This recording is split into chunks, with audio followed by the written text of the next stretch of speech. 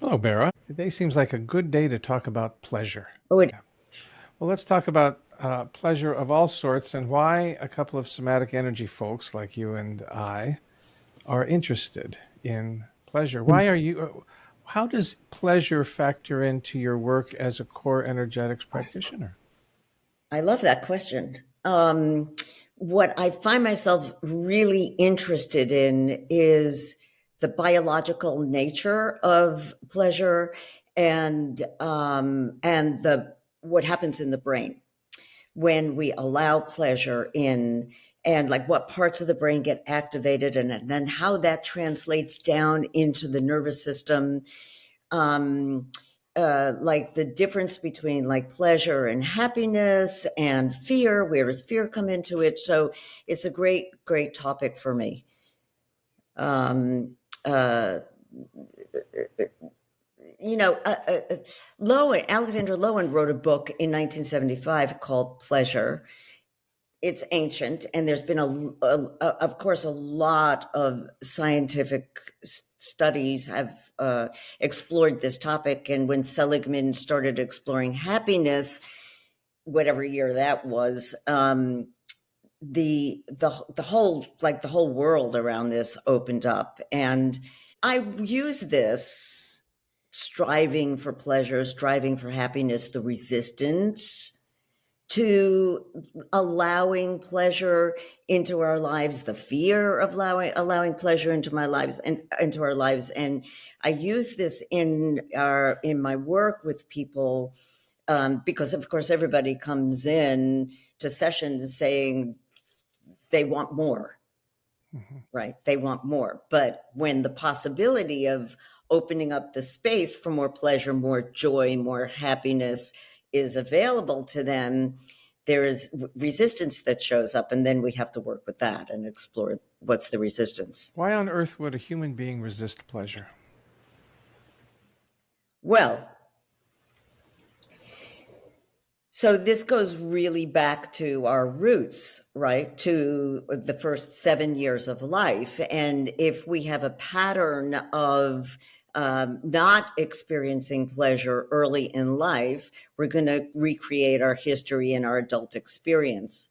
So that if we, but that's what we have to look at. That's what we have to unpack is pleasure is available to you. Is it a choice? Mm. Right? Is it a conscious choice that you can just take it? It's available.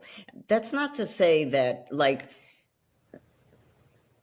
that we don't experience pleasure and then we dip down again, because life kind of goes like this. I think there are expectations of pleasure and there are fears of pleasure. When you think about like frostbite, right? Frostbite is interesting. I don't often think about frostbite. But when you think about like what happens with frostbite, you're frozen, right? Mhm. So think about that in terms of the body, like in terms of the musculature. Mhm. So if we're frozen in a certain place, and the muscular is, if there's armoring, Mhm. right? And then we start to thaw out the armoring, that's when the pain shows up. Mm. So to get through the armoring or the frostbite, we have to thaw out and allow ourselves to experience the pain of the past in order to heal it and release it in order to move into pleasure. Does that Perhaps make another sense? way of saying this, and correct me if I'm getting it wrong, but those mechanisms that we at various points in our life have used to protect ourselves from pain are the same mechanisms, the same musculature, to use your word, that we're using, that we unconsciously use to keep pleasure away. Is that right? Yeah, it is the same thing. I mean, it's like you can't, we want more. I want to feel more joy. I want to feel more love, more excitement, more whatever. It's not, you gotta feel the pain as well. So you can't just go, okay, pleasure, I'm opening up to that. Feelings are feelings. So if we cut off our pain, through armoring, which is what we do from a somatic sense. We're also cutting off our pleasure. Yeah, I think that's what you said, Yeah, right? Does that make sense? it does. It Yeah. does. So at some point, we developed a mechanism to protect ourselves from pain, or a variety of mechanisms to protect ourselves from a variety of pains. But the mechanism is not specific, it just cuts off feeling. It cuts off feeling, right? Got it. Yeah. Got it. So I'd like to back up a second. And I mean, what do we mean pleasure? Oh, such a good question. And I ponder often, like, what's the difference? What is the difference between pleasure and happiness? And how do you measure it? Right? That's not what you're asking, but that's something that I think about. Like, how do you measure pleasure? And what is the neuroanatomy of happiness?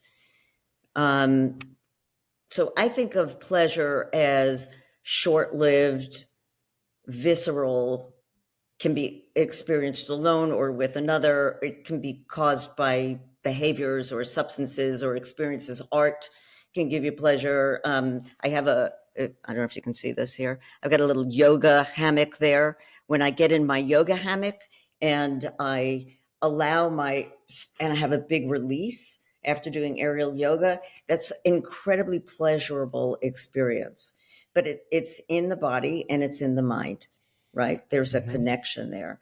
And when I experience that connection, there's a sense of pleasure. I Hmm. think of happiness as long lived, um,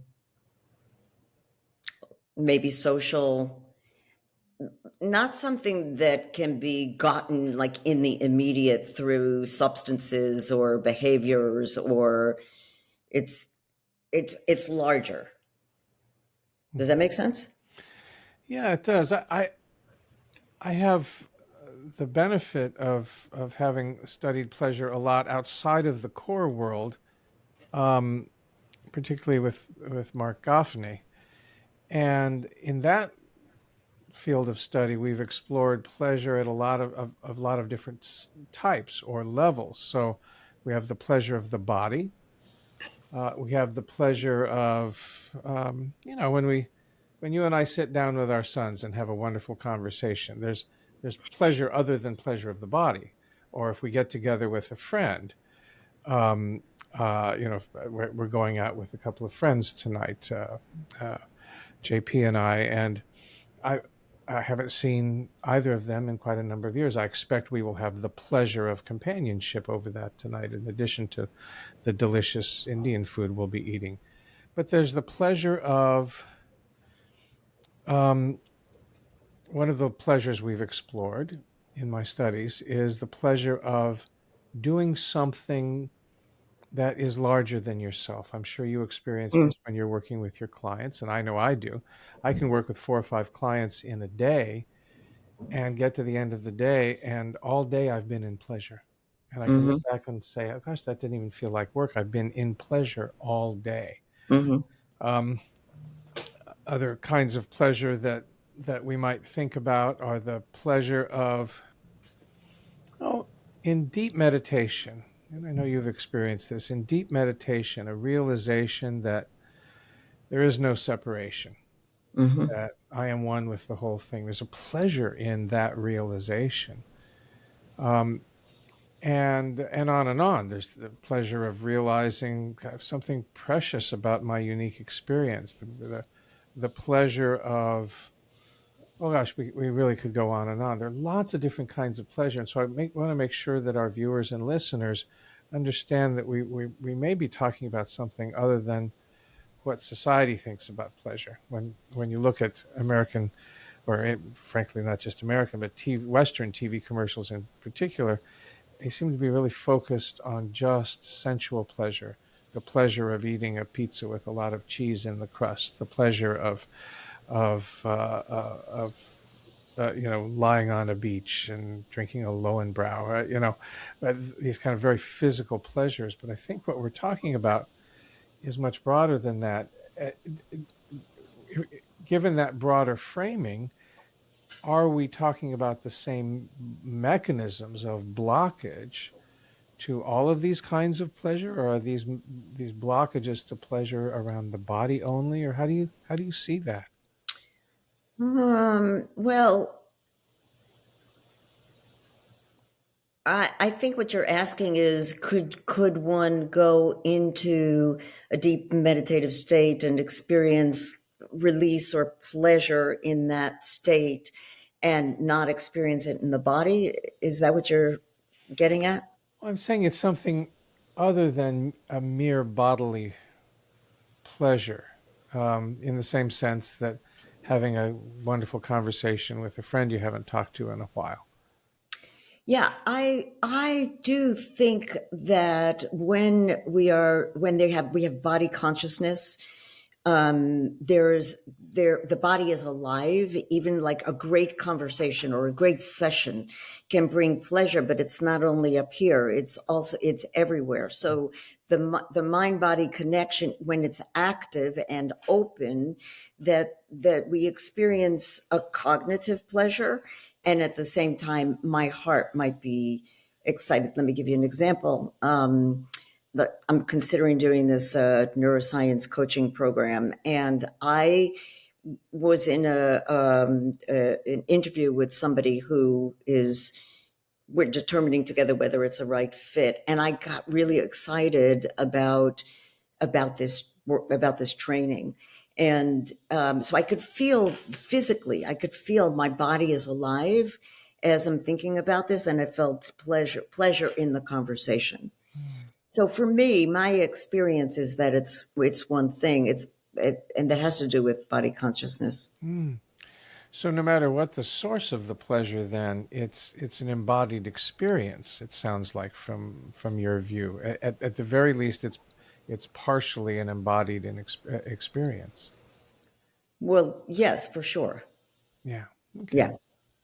I mean, what happens in the brain is really amazing. Like, and I've been thinking about this. Like, does the amygdala calm down so that the prefrontal cortex can light up and get activated to really experience that pleasure? And at the same time, is dropping down into the heart or the pelvis? Like, what is the experience that makes that connection in the nervous system? And how does the nervous system get charged, Mm. right, in that experience?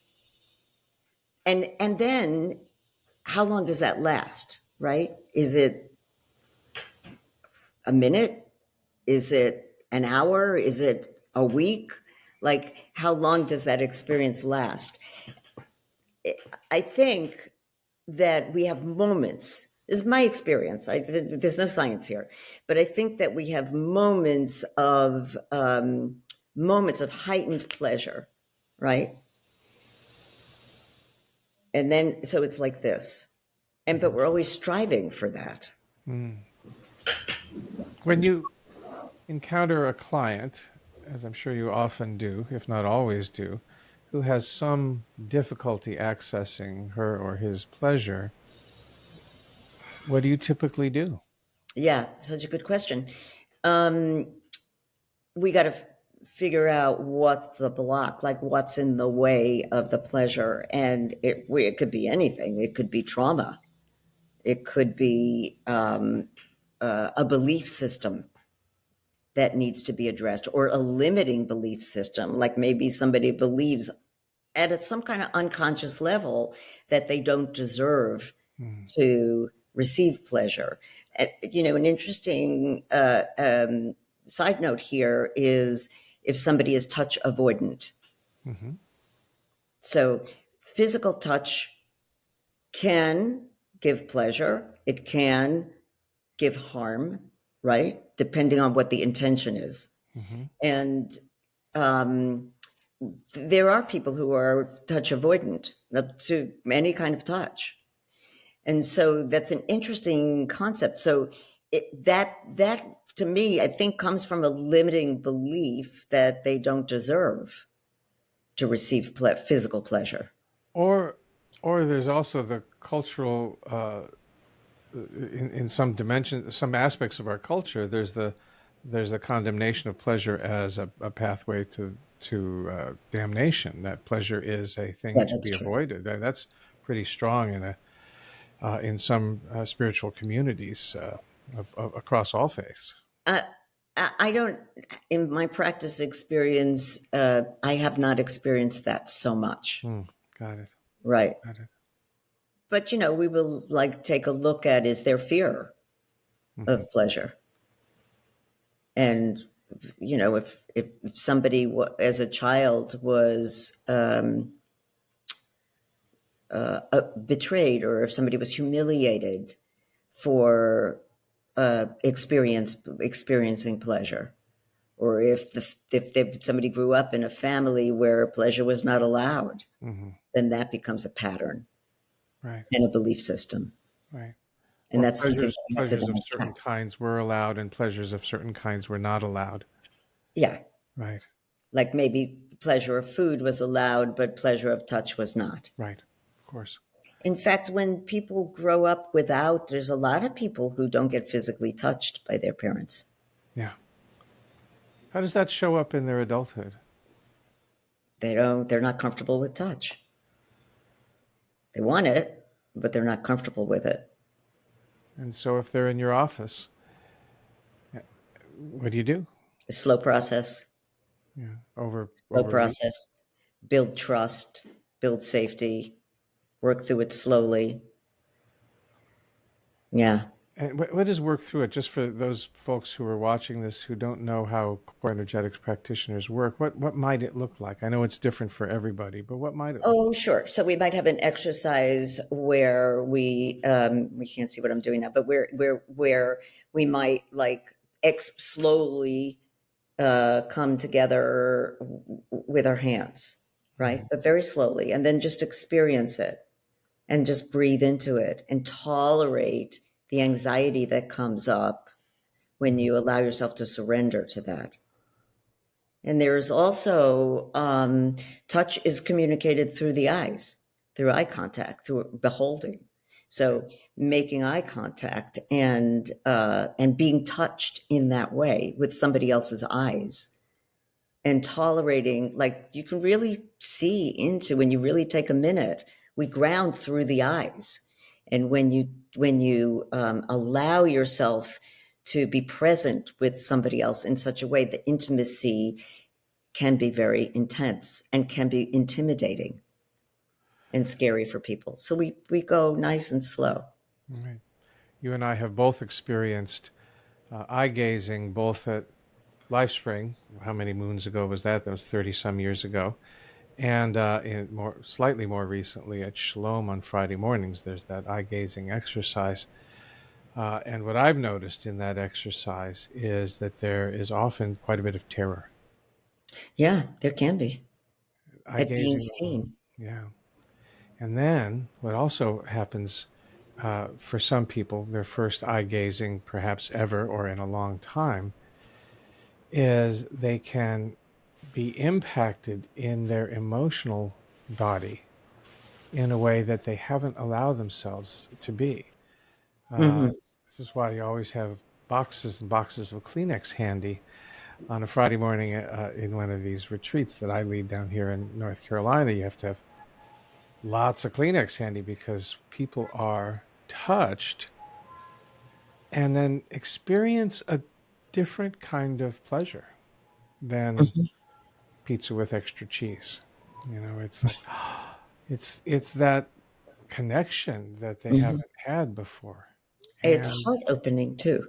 yeah, from the you've done a lot of reading about the and research about the kind of what actually happens when we experience that kind of pleasure. Do you have any either metaphors or hard science, but a good way to talk about that heart opening and pleasure? What happens when our heart opens and pleasure happens? Endorphins are released. I mean, how does that work? Yeah, well, when we really allow it to happen, and there's a click, and then the dopamine gets released and floods it floods the body and the nervous system.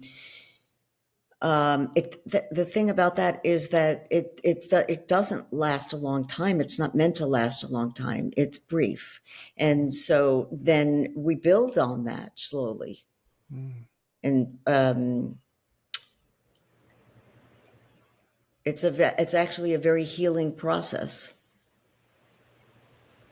Healing process. That's interesting. You should say that. I remember I took a course from Viana up at Shalom on. Took several courses on Tantra, and the very first introduction to Tantra course, very first hour, she put up a whole series of principles of Himalayan Tantra, and one was the healing power of pleasure, and that has stuck with me ever since. The healing power of pleasure, uh, and it sounds like you've experienced that in your long years of being a core energetics practitioner. Your clients experience pleasure in many ways for the first time, and in some ways healing happens. Do you have something to say about how that might even happen? Well, yeah. So the healing that we do in the somatic sense is really the opening up of the body, and releasing the or softening of the armoring.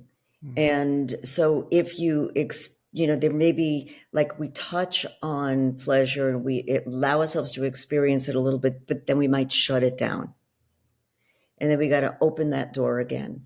So if you're asking, like, how do we do that? Well, I might get somebody on the roller and have them breathe and open up the back of the heart. So rolling back and forth on their back with the heart open to the sky, and just breathing and allowing the heart to open. Or I might gently press down on the heart area to release some of that tension, and have somebody release the throat block as well. Opens up this space, this whole area, a lot more. But the back of the heart is like a doorway.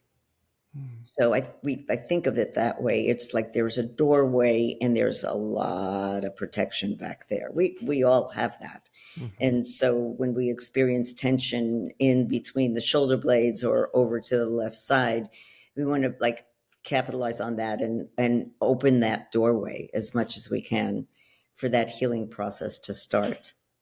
It doesn't stay that way. It doesn't stay open. It's way too vulnerable. But the world comes back in and triggers us, and we go, it's not conscious. The shutting of that door is not conscious. So we consciously go back in and open it up again. And what that does, I find, is people get really grounded, because then they're really in their body. You've mentioned several times today the temporary nature of pleasure. Yeah. Are we doomed to temporary hits of pleasure, or is there the possibility of a pleasurable life, a sustained state of Okay. pleasure? I hear you. I hear your question. I think this is the difference between pleasure and happiness. Mm. So I think that, like, happiness in the bigger picture, like, I can say that I'm a happy person and I have a very happy life, and I experience it certain, like, I just had a piano lesson and there was a lot of pleasure and laughter in that.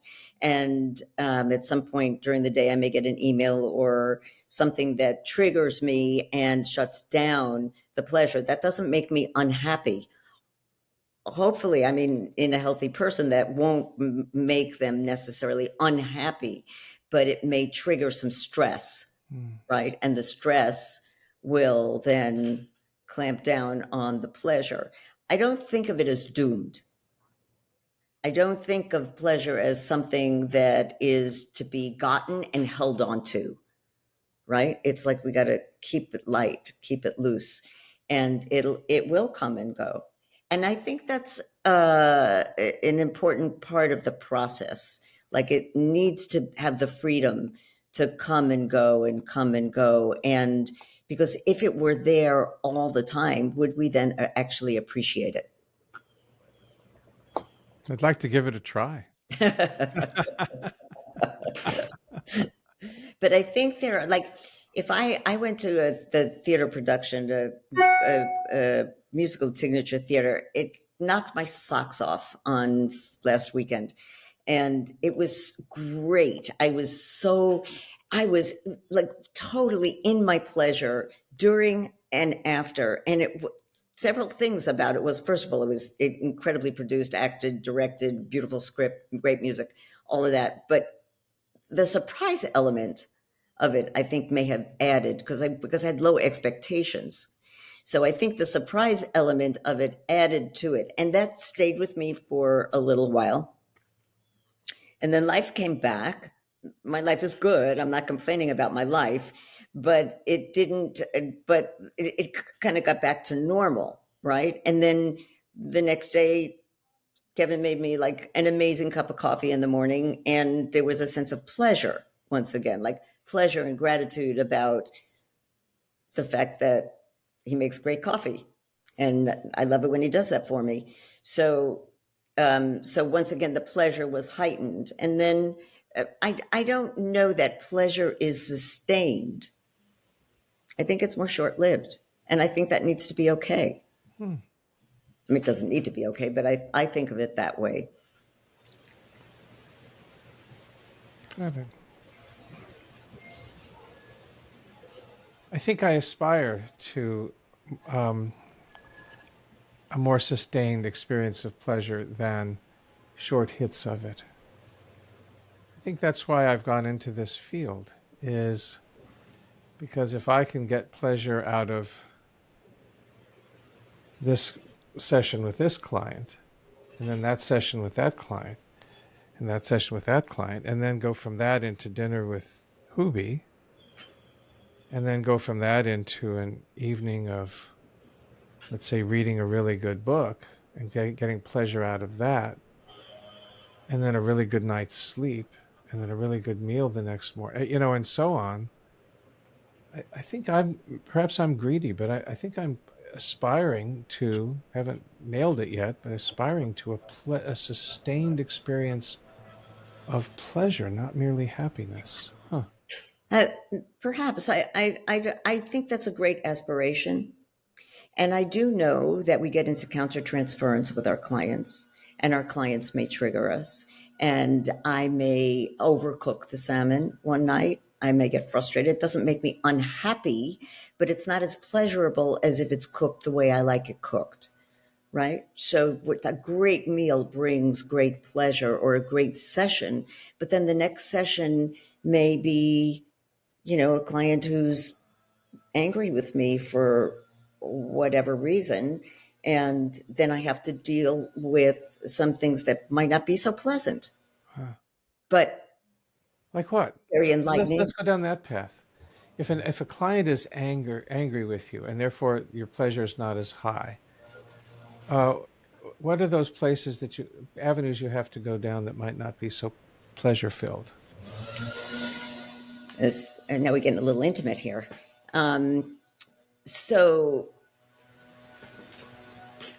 there's lots of places that could be triggered by a client. I mean, none of us are perfect, and so I might question something that I did last week, right? If a client comes in complaining about something that happened in a previous session, I might question my own the way I handled something, or I might, I've got my own limiting self beliefs. I might go to a place of self doubt, or whatever, questions of, am I enough for this client? Am I the right therapist for this client?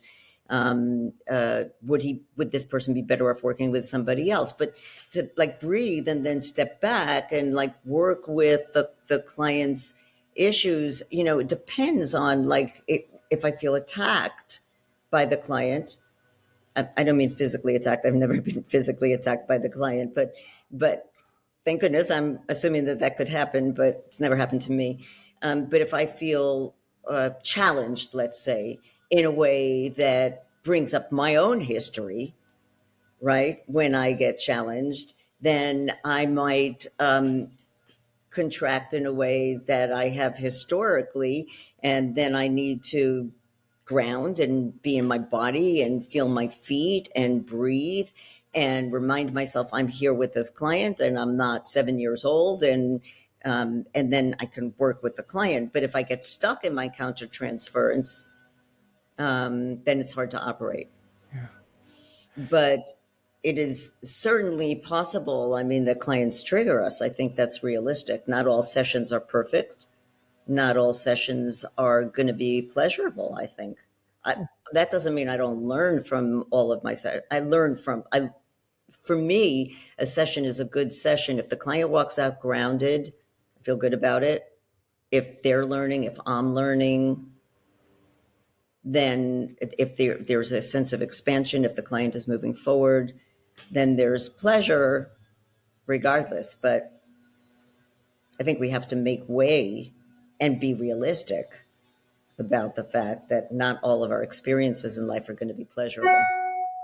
I object to that conclusion. Okay.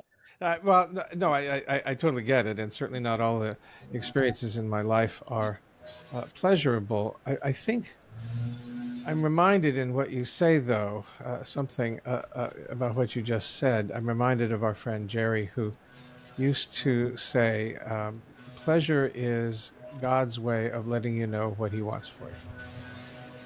And in a sense, the extent to which I or anyone do not have access to pleasure in a particular moment is almost like a portal into what needs to be worked on. I mean, Totally. let's take the countertransference. Let's say a client of mine shows up irritated about what we did in our previous session and wants to take it on. I'll go with your hypothetical here. That can happen. And there are two ways that I can hear that. I can hear that in the context of a not yet fully processed self-identity. I might take it on as evidence. There might be a part of me that thinks I'm unlovable, and this is that part might seize on this as evident that I'm not enough, or that I'm not skilled, or that I'm a fraud, and that part of me might seize on that as evidence that is true, and that would be an unpleasant thing. There's also a scenario available where the client says exactly the same thing, comes in from last week's session and says, "I'm so pissed at you, Goddard. I went home and I was in da da da da da da," and starts complaining and blaming me. Another way to hear that is with excitement. If I have fully processed my own self-identity and realized that I am unlovable is just a residue of something that happened when I was a kid on a playground, let's say, or in the womb, then let's say I fully processed that and I realized that I am a fully lovable human, then it's entirely possible that that client's words would trigger excitement and curiosity in me, because it might be I could see that as an opportunity to go deep with a client that I didn't have the previous week, because something in their bringing of that issue to me has opened up a topic or a dimension of their lives, or provides a pathway in. And so Absolutely. I mean, it's because that seems possible to me that pleasure is kind of dangling an invitation to me to see pleasure, or the lack of pleasure, as an invitation to go deeper into myself. I don't disagree at all. Yeah. One has to be fully grounded and present in order not to slip into countertransference and get caught by it. It is a little bit of a trap in that way.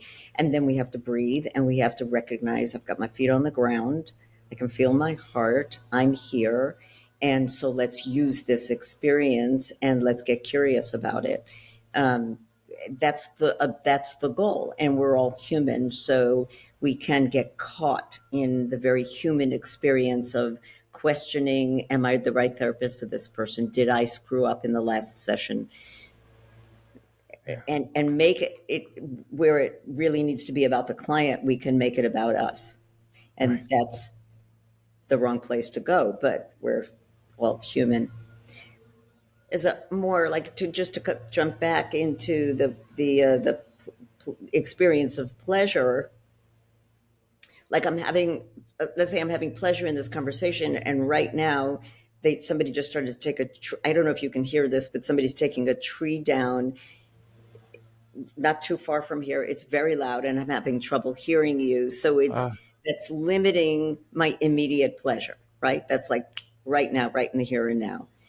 yeah. It doesn't make me unhappy, but it's making me struggle to hear you clearly. And so that's a here and now example. The good news is that it's not coming through on the microphone, at least not to my ears. Okay, good. So yeah. Yeah, no, I totally get your point, but I do think that as practitioners, and both of our own lives, our own physical, mental, emotional, and spiritual lives, and as practitioners who work with our clients in individual and group settings, we can use pleasure as a gauge of the flow of life force.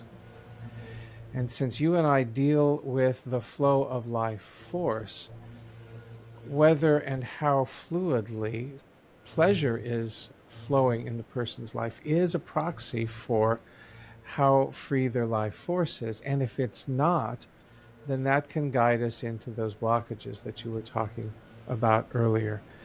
Um, some of my clients will have access to certain kinds of pleasure and not to other kinds of pleasure. So they might be able to enjoy a walk in the woods, but have something going on with their relationship to the pleasure of food. Well, that's information there. So we can now talk about what is food to you in your life and what is nature to you in your life, um, and so on. So to me, it's almost like clues at the scene of a crime, and we become a detective and saying, "Oh, there's no pleasure in food for you. Let's talk about what that might mean. What were you told about food, or what were or who knows where it could go? Everybody's relationship with food is different, but uh, it, it it's a way for me to assess with my clients um, what's blocking your life force, because if they're not getting pleasure, something's blocked in their Mm. life force. But if they're getting pleasure here and not there, well, that's interesting, because it's not a general, they're not anhedonic. Hmm. It's not that they have no access to pleasure. It's like this they have access to, but not that. Well, let's explore that. And so, how would you work with that then? Oh, a thousand different ways. For food, for example, I mean, let's say someone takes walks in nature. Great, keep doing that.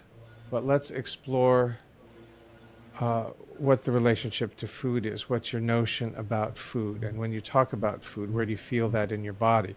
And if they feel, if I can somehow relate their underlying beliefs about food to some place in their body, when I think about food, my belly tightens up, for example. Oh, that's interesting. We might get the roller out. We might do some movement that activates the belly. We might do some breath work that is designed to push air into the belly. Who knows? Kind of depends on whether we're in person or on Zoom. It also depends on the history with the client, what I know about the client. It might involve, if we're working in person, it might involve touch. We might explore gently, with permission, of course, the possibility of touching places where we might think that energy of blocking the pleasure of food is. And it might not be a physical intervention at all for some clients in some sessions. It might be, how about between now and our next session, you go just this far outside your regimen? And if you never eat a chocolate candy, why don't you go to Garibaldi's and get one piece of chocolate candy and save it and ritualize it, light a candle, and enjoy it incredibly slowly, and then see what happens. So it could be, I mean, it could be a zillion different things. Mhm. How about you? How would you work with that? Well, I like exploring unexpected places. So, in your food example, the obvious place to go is the gastro the gut and to figure out what's going on in the gut. But it could really be a throat block, or it could be connected to a person who didn't get loved or didn't get attuned with when they were an infant. And so they weren't seen, they weren't gotten, and there was an inability to receive not only touch or love or pleasure, but an inability to receive, to really receive nurturing and being appreciated, right? There may be some connection there in an unexpected way. So, who knows? Again, it might be the back of the heart. I just think that there's so much in the back of the heart. But I would, look in unexpected places. How would you know where to explore? Oh, I don't. I mean, when a client comes in, they're telling me they're feeling something, whatever it is. I'm going to ask them, where are you feeling that in their body, in your body? And in the early stages of our work together, they're clueless. They don't know. At least somebody who's, if they've done some somatic work, then maybe they would. But most people are not that in touch. But slowly we learn, like we explore, like, let's explore. Let's see, where could this be? So let's get the body vibrating. Let's get the body moving and see what gets activated. Let's get on the roller and use that as a kind of a diagnostic here and see, is your lower back lighting up, right? Or, or even I bring in sometimes, not with everybody, but with some people, certain yoga poses. So let's get into pigeon pose and see on what's opening up in the piriformis muscle, or is there energy that feels tight and stuck there, or does it not want to open? Is it angry, right? Is the piriformis muscle angry? And is it pushing back? And is it saying, screw you, I'm not going to open this door. I don't want to go here today, right? Maybe next week, yes. I don't know, but let's bring in the invitation. We never force, of course. We only invite the body to open. But the more that the body opens, there becomes more of a capacity for joy, without necessarily re-experiencing the sorrow. I mean, we have to go through that, but at some point, like we have to recognize. Let me see if I could give you this example. I was working with somebody yesterday who has a history of sexual abuse, and the trauma is like here. It's just in her face. It's in her face. It's in her body. She feels like a lot of pain in her upper back, and we've been working together for a while, and a lot of doors have opened up. And when she drops into her body and allows herself to release the pain in her traps and scapula and her will center, then something opens up for her and she gets grounded, and she can then recognize that she's not 7 anymore. And she doesn't have this perpetrator on top of her. And from that place, she can make a conscious choice, an adult conscious choice, and recognize that she's not that 7-year-old girl anymore. And she doesn't have to defend in that unconscious way. So the process I'm getting down into the weeds here and going off on a limb, but the process is regrounding all the time, regrounding, and we get ungrounded. We got to reground. And of course, depending on the character structure, in our work of core energetics, there are 5 different character structures. And the earlier the wound, the more difficult that healing is, and the less grounded somebody is. So we just bring it back, bring it back home, bring it back home, bring it back home repeatedly. But eventually, I think you and I talked about this in one of our conversations where we bring consciousness and the energy expands. And then when we go back in out of session, then we contract a little bit, and then we expand a little bit more and contract a little bit less and expand a little bit more and contract a little bit less until the expansion is where we live and the contraction happens when we get triggered. Life is going to continue to present us with triggers until we have not one, but both feet in the grave or urn or wherever it is we decide to go. And so I think, in fact, that's the good news. I think that's okay. That doesn't bother me at all because that's where the learning happens. And I know you are too. We're both lifelong learners. And sometimes we have to have these experiences to create new learning, at least the emotional ones. Yeah. The academic ones we can get in a book, but the emotional stretches and learning sometimes don't feel so good. What was the story I heard? The young person asked the old wise person, "So how do I get wise like you?" No, how do I keep? No, I know. He said, "How do I keep from screwing up all the time?" And the old guy says, "Wisdom." And the young guy says, "Well, how do I get wisdom from screwing up?" Yeah, exactly. Exactly. So these are teachers. I say, yeah. Do you ever ask your clients directly about pleasure?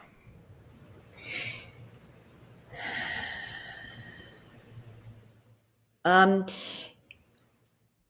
a roundabout way, I might ask them about pleasure, and I often do that in the intake when I ask them about body consciousness. Like, my question comes in the form of, how do you feel about your body? And that question will 99% of the time be answered from an egoic vanity place. Like, I feel okay about my body, but I could, shed 5 pounds, or I wish I was 5 inches taller, or I wish my hair was straight, not curly, or whatever. So, but then I explain that there is, we have the ability to experience pain on the one hand, and we can say, on a scale from 1 to 10, I hurt my rotator cuff, and today it's at about a 7.5. So we can calculate that, we can feel that pain, but we can also experience pleasure. Like if we're eating dark chocolate or taking a hot shower or making love, we can experience the pleasure. But can you experience your body when you're not in extreme pain or extreme pleasure?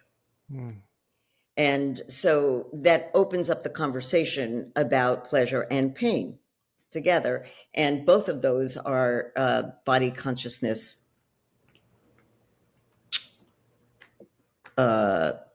alerts. Yeah.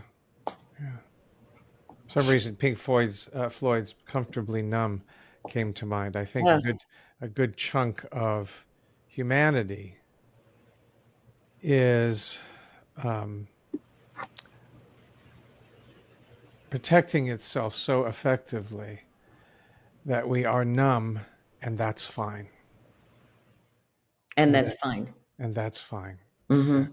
They don't. I gotta listen to that. I don't remember that song. Yeah. It might be a good song for a class. Comfortably numb. Yeah. And write that down. And it's a sad thing for me, but it also presents opportunity. If I find myself, sometimes I've found myself seeking numbness or a client will come in and they either they feel numb or they're expressing a desire for numbness. I wish I didn't feel this. Mm-hmm. I mean, that's a real alert right there. Like, what is it you're protecting yourself from? What feelings are you worried about experiencing Mm-hmm. that's keeping you numb and therefore cutting you off from both the pain that you're trying to avoid and the pleasure that's available to you? Mm-hmm. Comfortably numb. Well, we have whole industries dedicated to helping people become comfortably numb. Yeah, the world is much more comfortable being numb than they are than the world is with Yeah. actually feeling. Alcohol, opiates, Yeah, pornography, yeah, um, all of those addictions, yeah, food, shopping, anything in excess, really. yeah, Even exercise, binge, when yeah, done to excess, is a way of numbing out. yeah. Well, I see that we've been going at this for a while. I think we've made a good dent in pleasure. What do you think, Barra? Should we wrap it That up feels here? good. I love the subject